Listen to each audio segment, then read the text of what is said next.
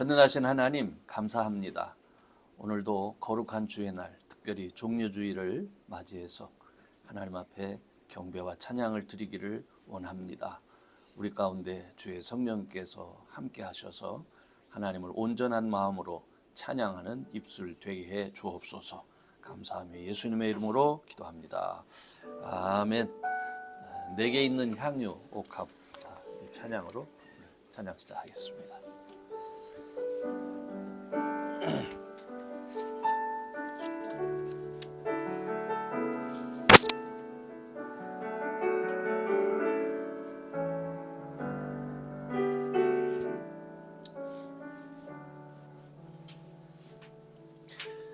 내게 있는 향유가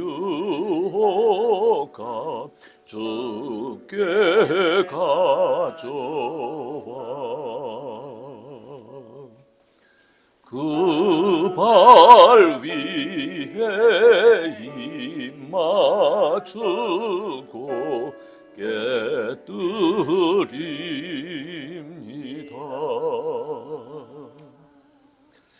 나를 위해 험한 산길 오르신 그 발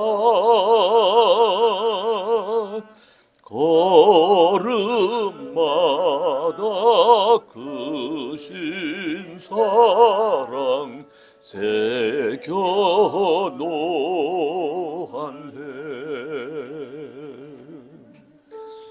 내게 있는 향유가 주께 가져와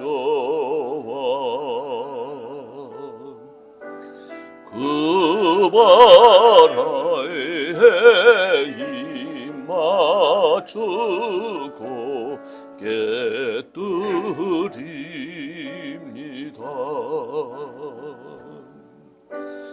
나를 위해 십자가에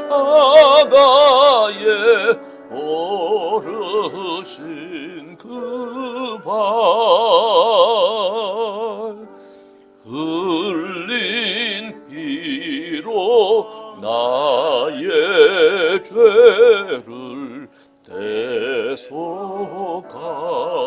대속하셨네. 내게 있는 향유가 주께 가져와 그 발 위에 입 맞추고 깨뜨립니다. 주님 다시 이 땅 위에 임하실 그때 주의 크신 사랑으로 날 받아주소서. 내게 있는 향유가 내게 있는 향유가 주께 가져와 그 발 위에 입 맞추고 깨뜨립니다.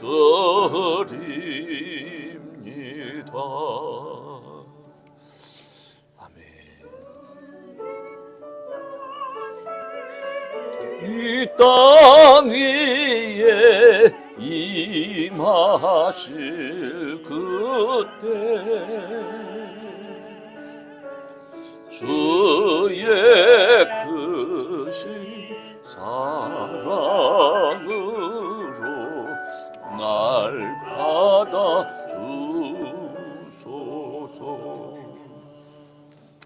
이게 그전에는 제가 이 찬양을 그냥 불렀는데 이게 깊이 한번 생각을 해보니까 주님을 정말 이렇게 우리가 사랑하는 마음이 필요하다라는, 정말 사랑합니까 하는 그런 요청의 찬양이더라고요. 그래서 이 찬양을 다시 한번 생각하면서 여러분 정말 장사 지낼 그 주님 앞에 자기의 모든 것을 다 드리면서 그렇게 사랑할 수 있는 그런 우리가 참 되었으면 좋겠습니다. 오늘 주 예수 나귀 타고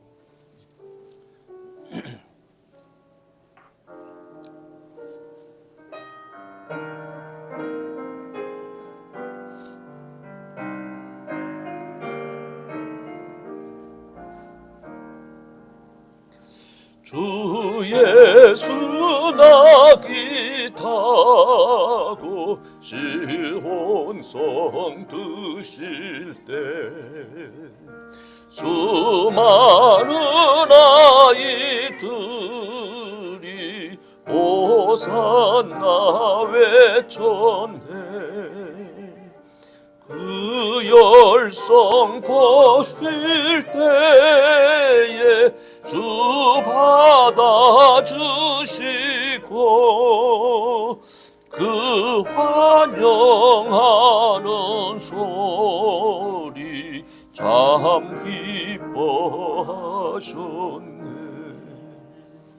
저 하늘 보좌 위에 주 앉아 계셔도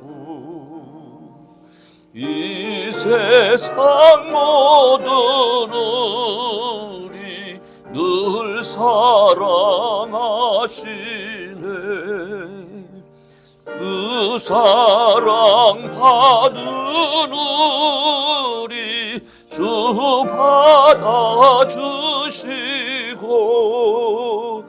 그 빛발 아래 모여 호산나 부르세. 주 예수 믿는 우리 주 찬송 안 하면 돌들고 입을 열어 호산나 부르리. 그 사랑 받은 우리 주 받아주시고 온 마음과 정성 들여 주 찬송하리라.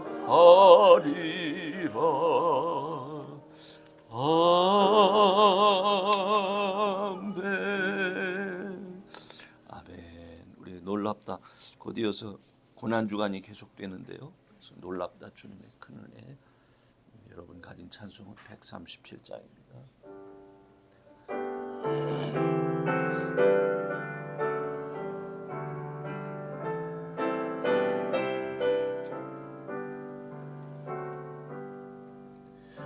놀랍다 주님의 큰 은혜. 우리의 죄를 속하시려 갈보리 십자가 위에서 어린 양 보혈을 흘렸네. 주의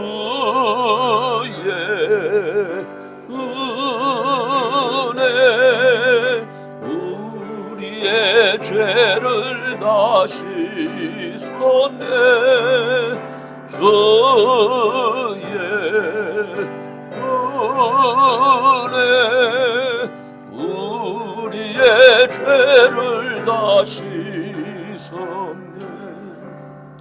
죄악은 성난 파도같이 우리 영혼을 위협하나 헤아릴 수 없는 준혜.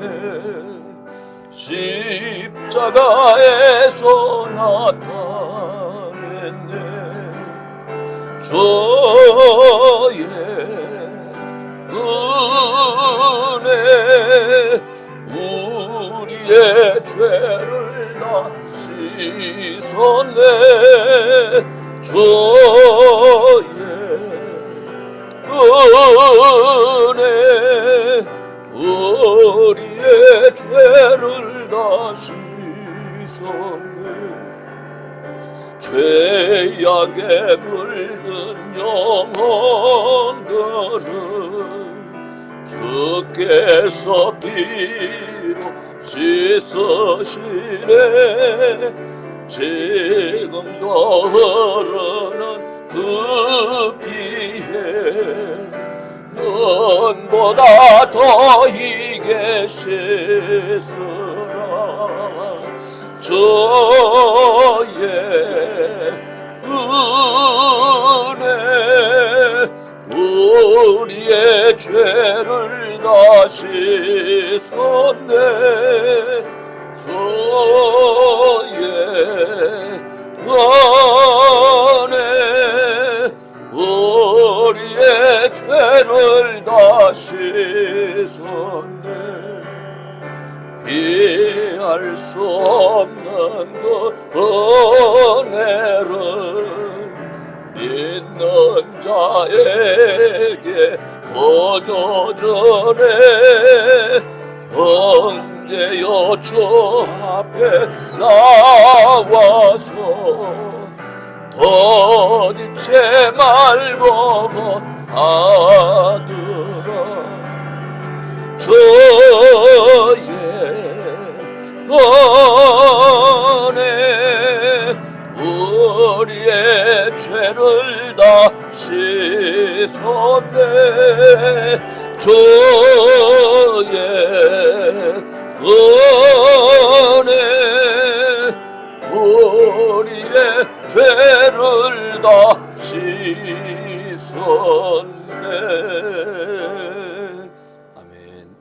우리 다 같이 일어나셔서 전능왕 모셔서 예배 찬송 드린 다음에 김지은 사모님 우리 대표해서 기도해 주시겠습니다.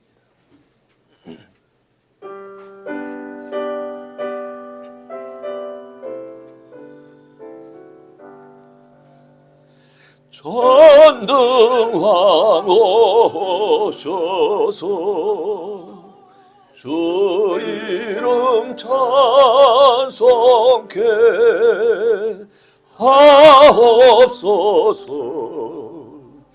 영광과 권능의 성부여 오셔서 우리를 다스려 주옵소서.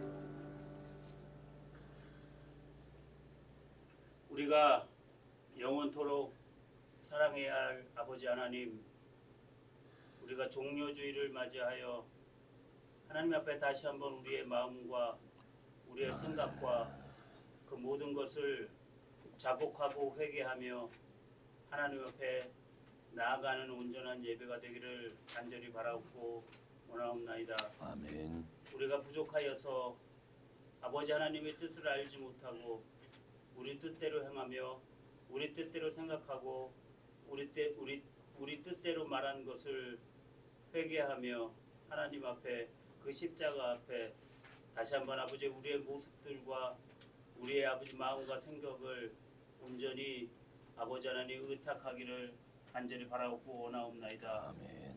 우리 사랑하는 한빛교회를 주님께서 기억하여 주시옵시고 정말 이 시대의 아버지 하나님이 원하시는 살아있는 말씀과 그 말씀대로 행하는 아버지 온전한 살아있는 선한 영향력이 아버지 날마다 더하는 우리 한미교회가 될 수 있도록 주님께서 붙잡아 주시고 인도하여 주시옵시고 아멘. 이제는 아버지 하나님 미래를 생각하며 다음 세대를 위하여 아버지 우리가 헌신하며 기도할 수 있는 우리 모든 한미 가족들 될 수 있도록 붙들어 주시고 인도하여 주시옵소서. 아멘. 아버지 하나님 오늘 이 예배에 온전히 하나님이 주인 되시며 우리가 아버지 하나님의 그 임재 앞에 잠잠하게 무릎 꿇으며 하나님 앞에 귀를 열어 하나님의 말씀을 들을 수 있는 들을 귀를 허락하여 주시옵시고 세우신 아버지 하나님 우리 문 목사님을 통하여 말씀 전하여 주실 때 우리가 아멘으로 화답하며 그대로 살고자 하는 삶의 치열한 아버지 하나님 노력이 있을 수 있도록 우리를 붙들어 주시고 인도하여 주시옵소서. 아멘. 세상에 아버지 많은 예배가 드려지고 있지만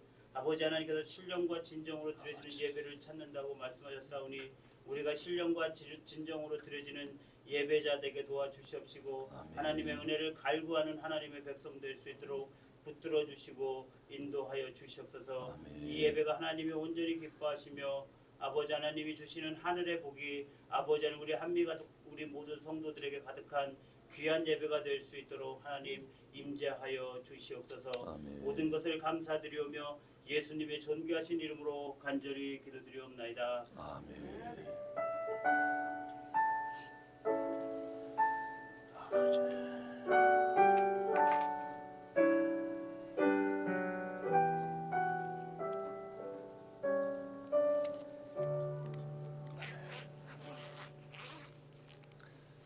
자리에 앉아 주시기 바랍니다. 오늘 함께 나눌 하나님의 말씀은 마태복음 4장 1절로부터 11절까지의 말씀입니다. 마태복음 4장 1절부터 11절까지의 말씀. 다 같이 한번 한 목소리로 크게 한번 읽어봅시다. 자, 시작. 그때에 예수께서 성령에게 이끌려 마귀에게 시험을 받으러 광야로 가사 40일을 밤낮으로 금식하신 후에 줄이신지라. 시험하는 자가 예수께 나와서 가로되 네가 만일 하나님의 아들이거든 명하여 이 돌들이 떡덩이가 되게 하라.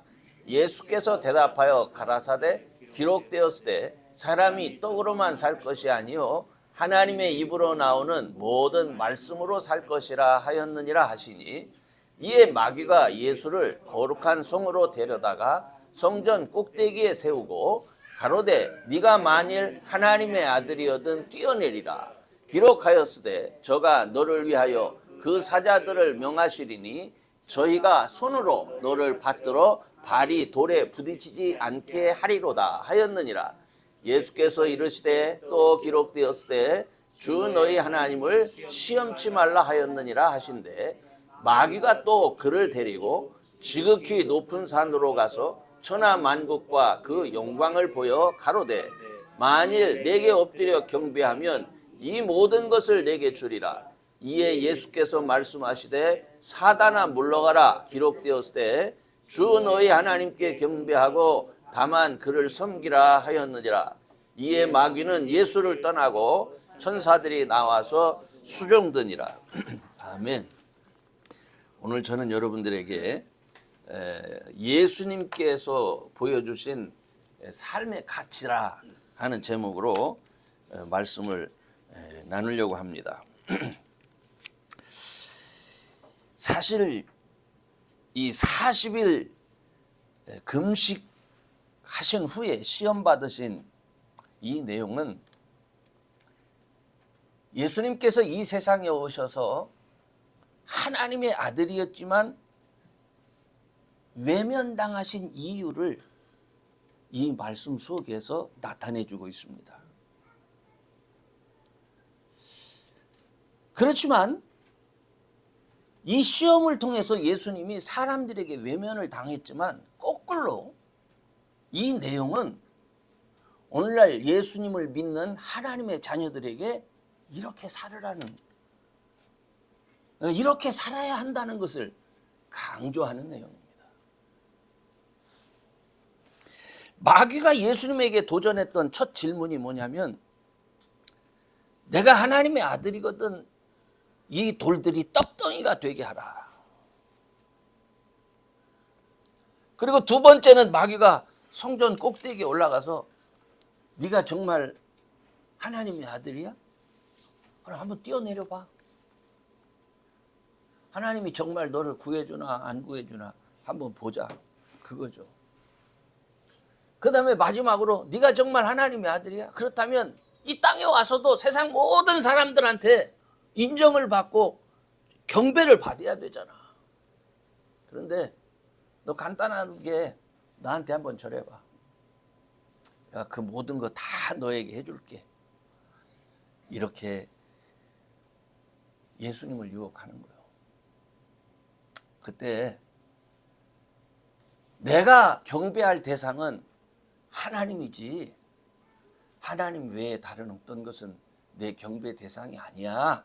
이렇게 말씀하시면서 마귀를 물리치신 것이 그것이 오늘 본문에서 우리들에게 말씀하고자 하는 겁니다. 그래서 첫 번째로 하나님의 말씀이 빵보다 더 가치가 있다. 이거를 얘기하는 거예요. 사람이 떡으로 사는 게 아니다. 사람의 모든 필요가 배고픔의 욕구에서부터 시작되지만 그렇지만 그거보다 훨씬 더 중요한 것이 있다. 네가 굶주려도 네가 아무리 힘들고 어려워도 네가 양식 삼아야 될 것은 그건 하나님 말씀이다. 이걸 우리에게 말씀하고 있는 겁니다. 우리가 세상 살다 보면요, 많은 어머니들이 자기의 배고픔은 참고 자식들의 배를 채워주는 그런 모성의 얘기도 실제로 듣습니다.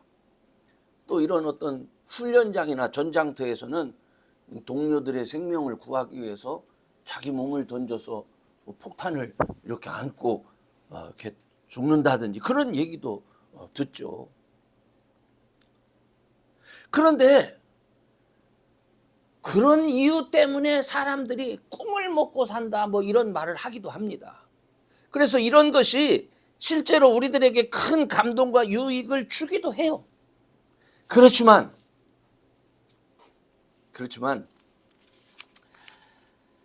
그건 이 땅에 사는 동안만의 것입니다. 어머니가 자식을 대신해서 배고프게 자기를 줄여가면서 키울 수도 있고 동료들을 위해서 죽을 수도 있지만 그것은 이 땅의 것일 뿐이요. 어느 순간에 여러분들은 분명히 저도 예외가 아닙니다. 영원의 시간에 돌입하게 돼요. 그때는 모성애가 여러분을 구해주는 거 아닙니다. 그때는 동료애가 여러분을 구해주는 거 아닙니다. 그때는 하나님이 주시는 말씀이 약속이 우리를 구해주는 거예요. 그래서 사람이요 이 땅에서 하나님의 말씀을 받아 먹고 구원을 받아서 하나님의 손길과 돌보심을 경험하는 천국의 삶을 살아내는 게 굉장히 중요한 겁니다. 예수님이 유대 광야에서 40일 동안 금식을 하셨어요. 저는 이렇게 오래 금식을 한 적은 없습니다. 어떤 분들은 40일 금식을 여러 차례 했다는 분도 있는데 저는 배고파서 못 하겠더라고요. 제가 어릴 적에 3일, 5일, 한 7일 정도는 금식을 해본 적이 있습니다. 요즘에는 물을 마시면서 하는데 제가 어릴 때는 좀 무식해서 그런지 물도 먹지 말라고 그래가지고 진짜 단식이라고 하죠. 그렇게 해서 며칠을 제가 단식을 해본 적이 있어요. 금식 기도를 한다고 해서 했는데 지금 생각해 보면 금식 기도를 한 건지 배고파가지고 끝나기만을 기다렸던 건지 이게 잘 헷갈려요. 어느 틈에 이제 나중에 금식 물 먹으면서 해야 된다고 그런 권면들이 많이 나와서 이제 그 이후에는 물을 먹으면서 사람들이 금식을 했습니다마는 제가 처음에 그렇게 할 때는 그런 게 없었어요. 그래서 정말 미련하게 했습니다. 그런데 3, 4일, 5일, 7일 해도 현기증이 납니다. 아무 생각이 안 나요. 그런데 40일을 유대 광야는 물이 나는 곳이 아니잖아요. 그러니까 예수님은 유대 광야에서 40일을 줄이셨는데 삶과 죽음이 왔다 갔다 하는 그런 순간입니다. 누가 와서 이 돌들로 떡덩이가 되게 하라 말하지 않아도 돌만 보면 떡으로 보일 때요. 그런 상황에 이 돌들로 떡덩이 되게 해서 먹으라. 그렇게 유혹을 받은 겁니다. 여기서 예수님이 사람이 떡으로 사는 게 아니라 하나님의 말씀으로 사는 것이다. 이렇게 말씀하신 거예요. 저는요, 예수님이 돌로 떡을 만들 수 없어서 그렇게 말씀하신 거라 그렇게 여기지 않습니다. 우리가 실제로 성경을 보면 물로 포도주를 만들기도 하셨고 보리떡 5개와 물고기 2마리로 5,000명을 먹이는 이적을 실제로 행하시기도 했습니다. 그러니까 이게 불가능한 것이라 이렇게 여겨지진 않습니다.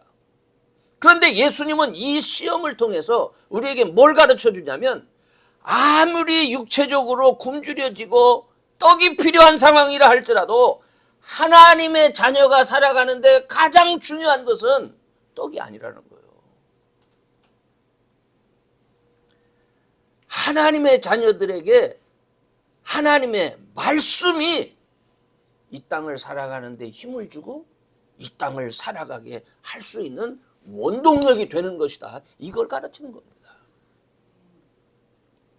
저는 하나님의 말씀만이 정말 여러분을 살게 한다라고 하는 그 믿음이 이 시간에 여러분에게 정말 도전이 될 수 있기를 주님의 이름으로 축원합니다.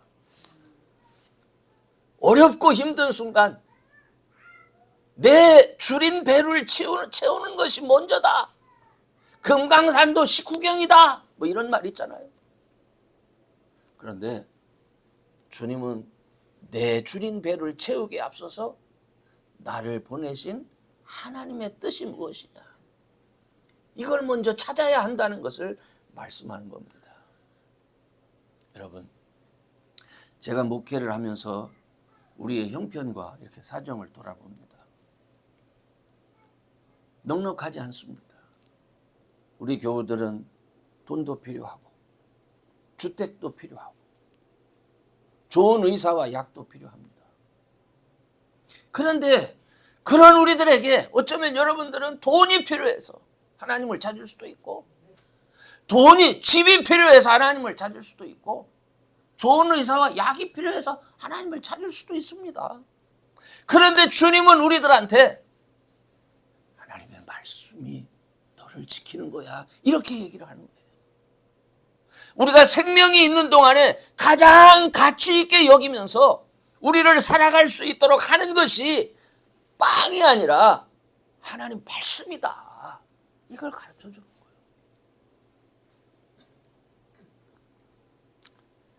때로 우리는 믿음이 없어서, 때로 우리는 내가 생각할 때는 너무 답답하고 조급해서 말씀 듣는 것을 뒤로 하고 내 배를 채우는 것에 우선할 수 있습니다.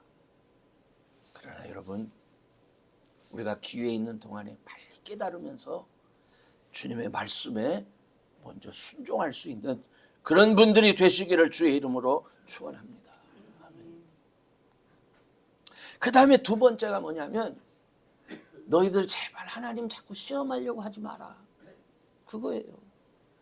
거룩한 성전 꼭대기로 예수님을 데리고 간 마귀가 예수님을 유혹합니다. 야, 너 정말 하나님 아들이면 한번 뛰어내려봐. 그래서 천사가 정말 너를, 하나님께서 천사를 보내서 너를 구해주는지 한번 보자, 그 얘기입니다. 너를 믿지 않는 사람들에게 너를 한번 믿을 수 있도록 한번 해봐, 이걸 얘기하는 거예요. 여러분, 이 유혹이요, 저같이 미련한 목사한테는 얼마나 솔깃한지 모릅니다. 제가 목사가 돼서 어떻게 보면 오래 교회를 섬겼죠. 한 40년 이상을 섬겼으니까. 근데 제가 처음으로 목회를 시작한 게 군목입니다. 근데요, 이 군대에 들어가서 군목으로 시작할 때 별의별 일을 다 겪습니다. 어떤 사람은 목사 이렇게 와가지고 그 뭐죠? 그 콜라 저기다가 소주를 이렇게 담아서 먹으라는 사람들 앞에서 이 짓궂은 사람들이 있어요. 일부러 그러는 거야. 일부러. 그리고 어떤 사람들은 좀 못된 사람들인데 내가 이 부대의 부대장이고 당신데 부하니까 그 군인 교회 우리 교회 헌금 장부 한번 가져와봐. 그래서 그게 병사들의 헌금 얼마나 되기나 하겠습니까? 거기에 눈독을 들이는 사람도 있어요. 거기에. 지금은 그런 사람이 없기를 바랍니다. 어떤 때 이렇게 저녁에 그 내무반에 가서 교육을 하면 우리와 신앙이 다른 종교를 가진 병사가 일부러 거들먹거리는 거예요. 그러니까 뭐라고 하죠? 좀 이렇게 화를 돋궈. 목사. 나는 뭐 불교 신자인데요. 뭐 나는 뭐 성당에 가는데요. 뭐 이래가면서 막 거들먹거리는 거예요. 말 안 들어. 속으로 정말 약 오르고 그렇습니다. 이 목사가 돼가지고 너 일로 나와 해서 한번 해줄 수도 없고 이거 참 짓궂은 녀석들이 그렇게 있어요. 저녁 후에 일반 목회를 할 때도 교회 안에서 그 목사를 상대로 사기를 치려는 사람들이 있어요. 별의별 사람들이 다 있습니다.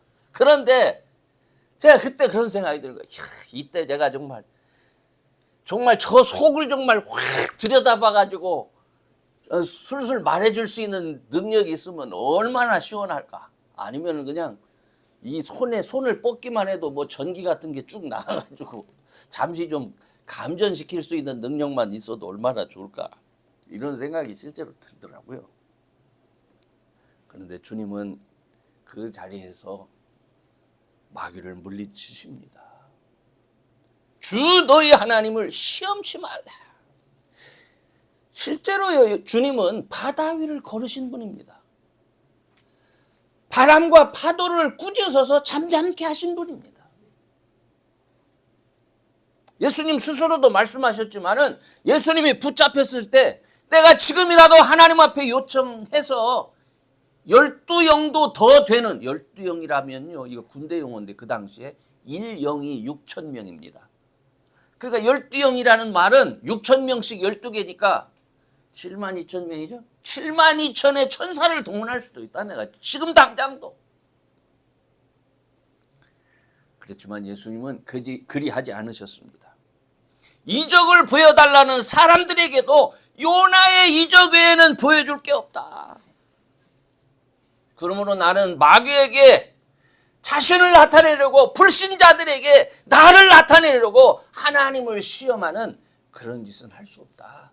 이렇게 말씀하신 거예요. 그런데 여러분, 그런 우리에게 예수님께서 성령을 선물로 주셨습니다. 하나님이 우리 가운데 있는 거예요. 이 하나님이 우리가 하나님의 자녀라는 사실을 증명해 주시는 분입니다. 그런데 어떻게 우리가 증명할 수 있느냐? 이런 기적과 하나님을 시험해서 증명하는 게 아니죠. 하나님의 말씀을 따라서 순종하고 나를 낮춰 살면서 그 가운데서 나를 구원하시는 하나님의 능력을 경험하면서 우리는 세상 사람들에게 야, 저 사람이 정말 하나님의 사람이구나 하는 것을 나타내 보일 수 있는 겁니다. 그러니까 아무리 어렵고 힘들어도 마귀가 시험할 때 마귀에게 내 신앙을 증명해 보일 필요는 없다는 겁니다. 근데 요즘에는 이런 유혹을 따라 살려 하는 사람들이 너무 많습니다. 세상의 어떤 영적 현상을 자기의 유익을 위해서 취하는 자들도 있습니다. 돈벌이의 수단으로 삼는 사람도 있습니다. 그래서 넘어지는 사람도 있고 또 그런 목사들을 보면서 실망하는 사람들도 많습니다. 여러분, 우리가 이거를 잘 아셔야 돼요. 구원은요, 사람이 시키는 게 아니에요. 구원은 목사가 시키는 게 아니에요. 여러분, 구원은 하나님이 시키는 거예요. 우리 목회자도 세상에 어떤 능력을 행하고 보여주는 사람이 아니라 하나님 말씀 따라서 먼저 순종하고 본을 보이고 성도 앞에서 살아가는 존재인 거예요. 하나님께서 은혜를 주시고 은사를 주셔서 성도를 더 잘 섬기게 하는 도구일 뿐인 거예요. 그런데 어려운 일 당한다고 해서 마귀 유혹에 이끌려서 하나님이 주시는 은사들을 자기의 높음을 자랑하는 수단으로 삼으려고 할 때 마귀는 그런 사람들을 자기 종으로 삼는 거예요. 자기 종으로.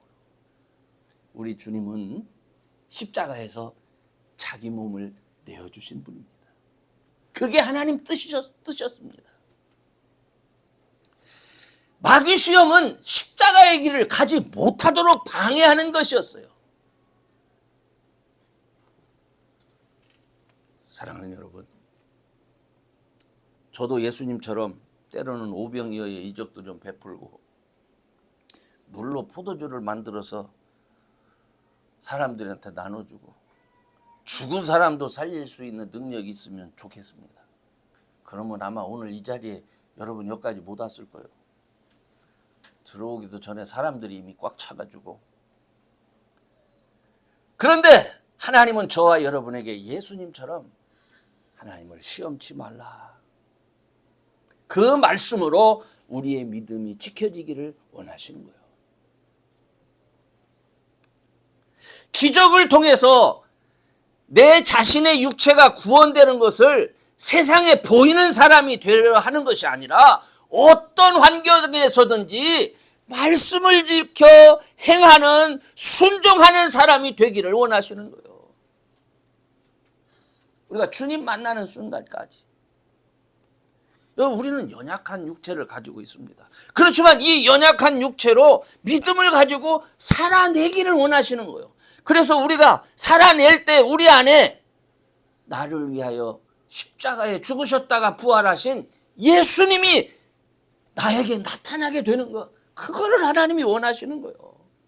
그렇게 살아나가는, 연약한 육체로 살아나가는 중에 하나님의 은혜로 치유가 되고 회복이 되고 온전케 하시는 하나님의 역사가 경험된다면, 그래서 예수의 이름이 나타나서 온전케 된다면 그게 얼마나 더 감사하고 큰 기쁨이 되겠습니까? 여러분, 우리 하나님을 시험하지 말고 예수 안에서 온전한 믿음을 가지고 온전한 구원을 이루어내는 그런 저와 여러분 꼭 될 수 있기를 주의 이름으로 축원합니다. 아멘. 세 번째로는 사탄아 물러가라. 주 너희 하나님께 경배하고 다만 그를 섬기라. 이게요, 어떻게 보면 뭐 별것도 아닌 말씀인 것 같으죠? 가장 중요한 말씀입니다. 예배가 얼마나 중요한지, 하나님 외에 어떤 사람에게도 어떤 대상에게도 가까이 하며 하나님 예배하는 것을 포기하지 말라는 얘기예요. 이게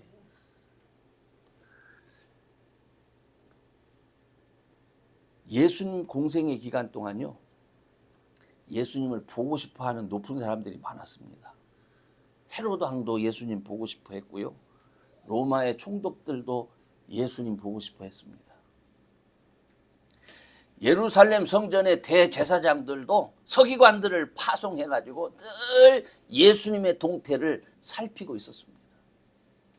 만약 예수님께서요, 하나님 뜻 따르는 것을 잠시 유보하고 그들의 친구가 되어주려 하셨다면, 헤롯의 친구가 되어주려 했다면, 그래서 예수님께서 그들에게 조금 머리를 숙일 줄만 아셨다면 예수님 인생이 얼마나 편안하셨을까 하는 생각을 해봅니다. 성전 제사장들과 친구가 돼서 얼마든지 호의호식하면서 살 수 있는 분입니다. 아마 그렇다면 예수님은 십자가의 고난 받으실 필요가 없었을 겁니다. 그런데 예수님에게 있어 예배는 삶이었습니다. 포기할 수 없는 거예요. 광야 시험을 통해서 우리에게 보여주는 예수님의 신앙은 내 삶의 편안함과 보장된 미래를 위해서 신앙을 타협하지 말라는 거예요. 인간이라는 존재가 하나님을 경배하기 위해서 하나님에 의해서 지어진 존재라는 거예요. 한번 봅시다. 이사야 43장 21절인데 다 같이 읽어봐요. 시작. 이 백성은 내가 나를 위하여 지었나니 나의 찬송을 부르게 하려 함이니라. 여러분, 우리는요 하나님을 위하여 직접 지어진 바 된 존재입니다. 사람들이 이를 깨닫지 못하고 세상에서 약속하는 보장된 미래를 위해서 예배를 거부하고 마귀하고 짝할 때, 그러면 어떻게 되겠습니까? 그 사람은 하나님의 은혜 안에서 버려진 인생이 되는 거예요. 지금 이 말 중요한 말입니다, 여러분. 하나님의 은혜 안에서 버려지는 인생이 되는 거예요. 지옥에 떨어지는 인생이 되는 거예요. 사람들은요, 이 말이 얼마나 중요한지를 모릅니다. 그래서 우리가 예수님을 믿고 세상에 살 때 우리 주변 이웃들이 우리에게 말합니다. 예, 적당히 믿어. 적당히 믿어. 티나지 않게 다녀. 그리고 야, 세상에 니네 신만 신이냐? 다른 종교의 신도 인정하라. 이런 얘기를 듣습니다. 근데요, 그렇게 들을 때 어떤 문제가 생기냐면 하나님의 은혜를 떠나게 되는 거예요. 하나님의 은혜는요, 여러분, 우리가 믿음 안에 있을 때 여러분들은 모릅니다. 그냥 모든 게 저절로 되는 줄 알아요. 나한테 오는 도움, 나한테 되는 세상에 많은 사람 중에 나에게 이상하게 특별하게 어떤 기회가 오고 잘 되는 것이 재수가 좋아서 그렇게 되는 줄 알아요. 그렇지 않습니다, 여러분. 그 사람 뒤에서 늘 지켜주시고 인도하시는 하나님의 은혜가 있는 거예요. 그런데 여러분, 예배를 멀리하고 하나님을 멀리하는 사람들에게 어떤 일이 생기는지 아십니까? 시쳇말로 그 사람 스스로가 나는 정말 왜 이렇게 운이 나빠도 이렇게도 없냐, 재수가 없어도 이렇게도 없냐, 이런 말만 한다니까요. 저는 제가 젊었을 때는요, 젊어서 목회할 때는 제가 지금 하는 이 말이 어떻게 그럴 수가 있겠어 그랬어요. 근데 살아와 보니까 그렇지 않아요. 은혜가 있습니다. 은혜가.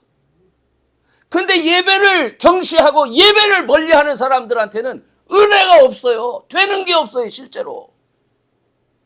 내 힘으로 잘 할 것 같죠? 내 힘으로. 그렇지 않습니다. 그래서 목회자가 성도들한테 간절하게 주일마다 제가 무슨 무슨 아들 낳은 사람입니까? 눈이 빠져요, 눈이 빠져. 토요일 저녁부터 걱정이 돼. 예배에 나와야 되는데. 예배에 나와야 되는데. 하나님의 은혜가 있어야 되는데. 저 사람은 정말 은혜가 필요한 사람인데. 근데 정말 은혜가 필요한 사람인데 예배를 소홀히 한다.